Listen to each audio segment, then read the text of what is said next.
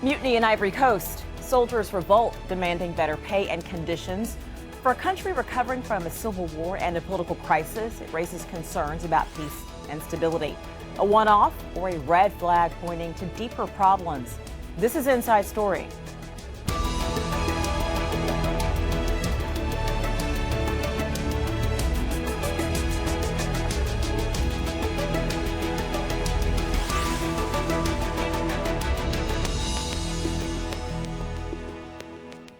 Welcome to the program. I'm Richelle Carey. They took to the streets to demand an increase in pay and an improvement in working conditions. And at one point, they trapped the defense minister inside a house for hours. President Alassane Ouattara said a deal was reached to end this revolt, but criticized the soldiers, saying the rebellion was not the right way to air their grievances. He said it painted a negative image of the country, which is Africa's fastest growing economy. So this mutiny began in Bouake, the country's second largest city, on Friday. Then it spread to the commercial capital, Abidjan, where soldiers took over the army headquarters. Within hours, the mutiny had spread to 9 cities and towns across Ivory Coast. Ahmed Idris is in Abidjan. Well, many Ivorians feel left behind as the country progresses economically. Ivory Coast is Africa's fastest growing economy. So a lot of people, including the mutineers who are actually former rebels now in the National Army, wants to be seen as being part of the process. They want to be carried along. They feel that some of the promises made to them before Ouattara became president were not kept. So they insist that this must be fulfilled. And a lot of Ivorians also see the economic progress, but they don't feel it in their pockets. They don't see that in their homes. So they also want to be appeased as well. There are political gladiators in Ivory Coast, people who played critical roles in the emergence of Ouattara as president, people who are part of his government pushing what is referred to as reform by the Ouattara government that allowed the country to reach this particular position, and they feel that they've not been fully compensated. So a cabinet reshuffle, an expected cabinet reshuffle, is expected in the next few days. A lot of people are waiting to see who gets what position in that cabinet, or who gets what position in governance in Ivory Coast, and that could give the Ivorians a direction as to whether this mutiny, this political crisis, has fully been resolved. So people here in the financial capital Abidjan are waiting to see what develops in the next few days. But for the time being, calm has returned to the capital, in the financial capital Abidjan. The streets are becoming a lot busier, much more busier than when they were the position they were 2 days ago when the mutiny got underway and the next day. So people actually are hopeful that this political crisis can be resolved quickly as possible, because for them the economy matters. What they get, or what the money they get and put food on the table, is very, very important for them.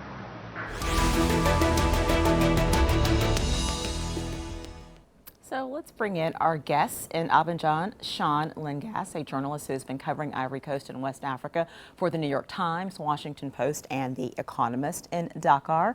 Cynthia Ohayon, a West African analyst for the International Crisis Group. And joining us from Paris, George Aka, the European representative of the opposition party known as the Ivorian Popular Front. And welcome to all of you. George, I would like to start with you. Were there signs that this mutiny was coming? Well, the sign of this crisis can be resumed. I can say this crisis, this mutiny, show fragility of on which the country rests since 2011, after the post-election crisis in Ivory Coast. So that means this country, the Côte d'Ivoire, is not already in peace, is not already reconciliated. So we can note that. Should the president have seen this coming? The president, I think, yes. He know that he promised money and villa to these soldiers before coming to the power. He know that. So he already spent one term of his mandate, his government. And he is in the second one. And in the beginning of the years, he wished that he don't want to be candidate in 2020. That means for the third year, if they don't have the money in this term, they will not have the money anymore. So I think the government know that will be happen. And they took time to solve this quickly, so I think they know. When I see the time, the reactivity of the government and how they solve this crazy, I can say that surely they will know what will be happening. Okay. Sean, there are a lot of issues at play, obviously, that would lead to something like this, and we're going to break those down. But first and foremost, are you confident that this thing actually has been put down? We actually don't know a lot of what the soldiers were promised or any of the terms of it, or that they will even actually adhere to it. The agreement was announced last night rather vaguely by the president. And then not long after that, we had the disturbance in Bouake with the defense minister reportedly not being allowed to leave the house where he was conducting negotiations. And it appeared that some soldiers right away were unhappy with the terms of the agreement, while others were concurring with them. So there's been apparently a deadline by Monday where the financial settlements will start to be paid to the soldiers. That'll be a big test for the country tomorrow. But given the history where we had a 2014 mutiny that was quite similar to this, the devil will be in the details and following up right away to make sure some of these promises are followed through on.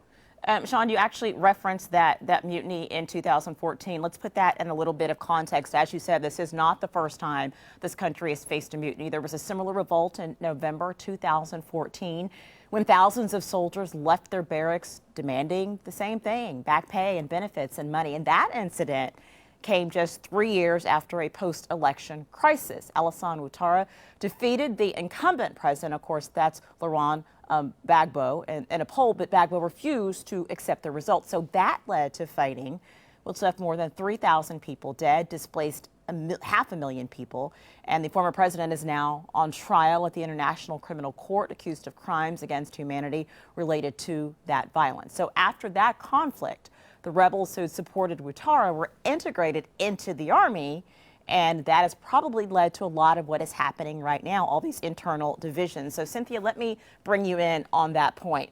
Yes, we can talk about the money and the pay as being one of the underlying issues, but there's got to be a lot more to it than this. Let's talk about these internal divisions in the Army. How has that played into what's happened? Well, yeah, I mean, obviously this crisis reveals that there are much deeper structural issues within the military. And as you say, Ivory Coast is recovering from a long political military crisis. And in 2011, basically, when the post-election crisis, when the violence ended, I mean, you could practically say that Côte d'Ivoire didn't have an actual army. You had, part of it that was forces loyal to the former president, Gbagbo, and then the rest were rebels. And so they all had to be integrated when President Ouattara created the FRCI, which is the current name for the Ivorian military. And obviously, I mean, it takes years of effort, of work, of money to actually achieve security sector reform. I think the government is aware that this is one of its most important challenges. But this crisis reveals that, almost 6 years after the end of the post-election crisis, there's still a lot of dysfunctioning issues within the army. There's a lack of chain of command. Lots of soldiers, especially the rank and file, aren't happy with their condition. I think also this shows that there's a growing gap between the military hierarchy and the rank and file. And the rank and file is probably increasingly frustrated by their poor working and living conditions compared to the good conditions and all the benefits that the military hierarchy can enjoy. I want to take that a little bit further. George, what do you know about the accusations that the troops the forces that are loyal to the president are the ones that are treated better than the other troops, and that's part of what some of this internal division is. What do you know about that? Yes, I know in the army, even Ivorian, all of them are not treated in the equal way.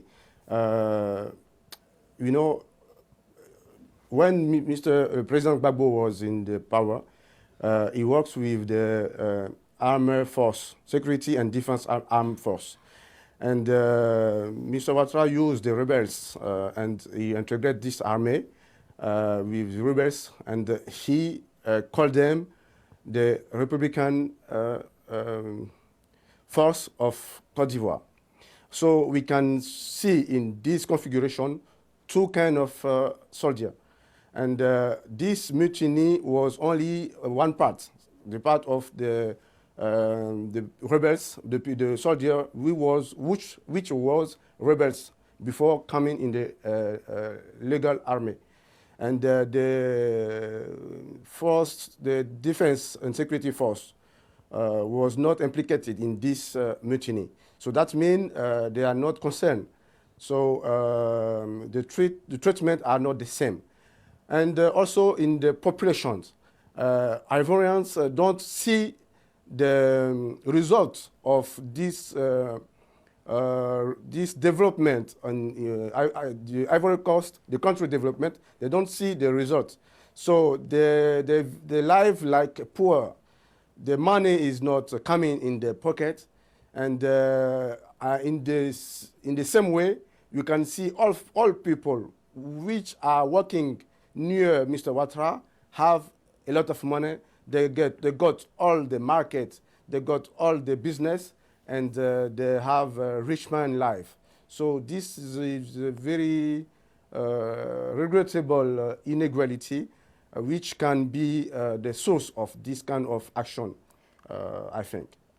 Sean, George brings up a really good point. As we said at the top of the show, the economy of Ivory Coast is the strongest in Africa, one of the strongest in the world, and it doesn't seem like that is, at the very least, not getting to the military. What do we know about why that their military doesn't reflect how prosperous the country has been recently?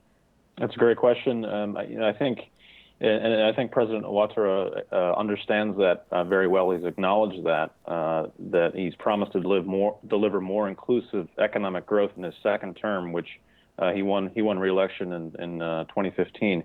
Why the military isn't sharing in the spoils equally is actually hard to say. I think there are many soldiers who live at the bottom who aren't getting. The compensation is bad. The conditions are bad. I think it speaks to the lack of uniformity and consistency and cohesiveness of the entire military. Whereas it may vary from barracks to barracks, where one barracks in one city they're doing just fine and they're getting some proper treatment, where elsewhere it's not the case. So there's just not a consistent deliverable payment and benefits to all Ivorian soldiers, and that just speaks to how the forces were cobbled together after the civil conflict that wrapped up in 2011, but is still affecting the country today very much. Which almost seems like, when you put it that way, that maybe this type of mutiny was almost inevitable. Cynthia, let me ask you this. The journalist Bart Inobo wrote this. He said, "We're sitting on a bomb. Not everyone has benefited, as we were just talking about, and the political crisis is still unsolved. But we're sitting on a bomb." Do you think that that the situation is that serious if it is not contained and addressed? Well, I think it is serious and it should be taken seriously. It seems for now that the government has been able to put down the fire, but the question is at what price? Because, those soldiers rose up, and then the government basically acceded to all their demands, and it's the same thing that happened in November 2014. And so the risk is that this would create a pattern where soldiers get emboldened and feel like they are entitled to demand better benefits or better conditions through force. And so, there's a risk that this episode can happen again. And we've seen this in the past. If you look at the history of the Ivory Coast, a simple, or well, not simple, but a mutiny by disgruntled soldiers who want more money can also easily have huge political consequences. In December 1999, it was, this is how the coup started initially. So I think that we should, we should take this situation really seriously, and also know that just because the fire has been put down now doesn't mean that it's not going to start again, sooner or later. I'm sorry, I didn't mean to cut you off, Cynthia. George, do you share Cynthia's concern about the way that this has been handled? Perhaps sets a bad precedent, or it's a bad sign that perhaps the soldiers' demands were met by them,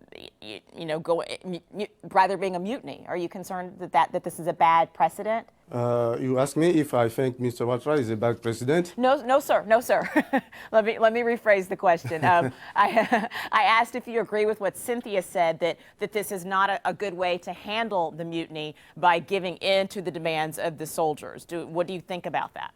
Yes, it's not a good way to revendicate with weapon. This is the first, because that means anyone we want to revendicate and he have weapon, Ouattara will be give satisfaction is this revendication, and this is not good. In the normal republic, revendication has made on the street, and you go to talk with dialogue of government, and you give your revendication there. So when I see the history of the crazy, since 2012, we oppositions, we dialogue of Ouattara, the government, and we have too many revendications, and freeing political prisoner, to freezing the account, and to help exiles to come back to Côte d'Ivoire. And all of these revendications are not get satisfaction because we dialogue.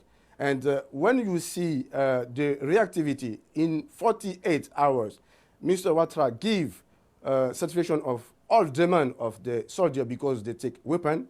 That's we can be afraid of the process. I think it's not a good way.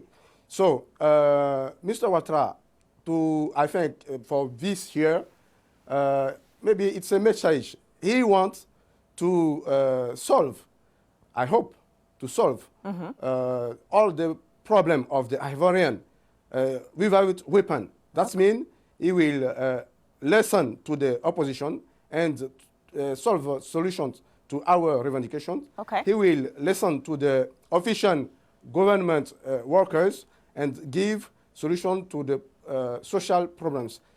In this way, I think Ivory Coast will be in peace. But if not, that means everybody have weapon. Right. Make a revendication with weapon. Okay. And this is not good. Okay. Let's pivot for a moment to the economy that we've been talking about so much, the fact that the economy is thriving and doing so well. Sean, tell us a little more about what Ivory Coast has done right. We know that there's so many countries in Africa that have amazing natural resources that still does not translate necessarily to a booming economy, whether that's internal or external forces, Sean. But Ivory Coast has been on the right track for the last few years. What have they been doing right? First of all, as you might know, it's the largest producer in the world of cocoa, and they have taken increasing steps to reap the benefits of that by increasing production domestically. And that's always been a sort of backbone of the economy. As far as other measures, I'm not very well positioned to answer that. Mr. Ouattara is an economist. He is a high-ranking official at the International Monetary Fund for a while. But I think the main thing that they've done is reassured investors after the 2011 crisis and lured a lot of multinational corporations back to the Ivory Coast that had left during the crisis. So that's probably one of the biggest reasons that the economy has gotten back on track. And that's why officials are so concerned right now. You can hear it in their statements about how Mr. Ouattara said yesterday that this tarnishes the images of the country, and other officials have made similar comments. So all that progress is at stake. I'm not saying that it's going out the window, but part of the reason why there's been so much anxiety here over the last couple of days is because this great progress that all Ivorians, while they have not shared all of the progress, Ivorians are proud of the progress that they have made, and so that's what's really at stake during this mutiny. Cynthia, let's talk a little bit more about that point that Sean brought up. I'm sure there's a lot of eyes on the Ivory Coast now to see how this is resolved. Might this make some investors skittish, and not only investors, people that want to return home to Ivory Coast because it's doing so well? Yes, I think, this serves as there's a mainstream sort of narrative about Ivory Coast that, it is on the path to recovery and that the economic growth is impressive. And while this is true, I think this crisis serves as a stark reminder that, the deep, long-standing political issues that led to the crisis have not been resolved. And I think that, this could also, let's just say that investors could become more cautious as a result of this episode. Now, I think, Côte d'Ivoire, as Sean said, still has a lot of assets to attract investors, especially all the natural resources. And I think Ouattara is working very, very hard to keep his country attractive. But, we could also see, as a consequence of this episode, that investors become more cautious or a bit weary of investing their money in Ivory Coast. So this crisis can also have economic implications.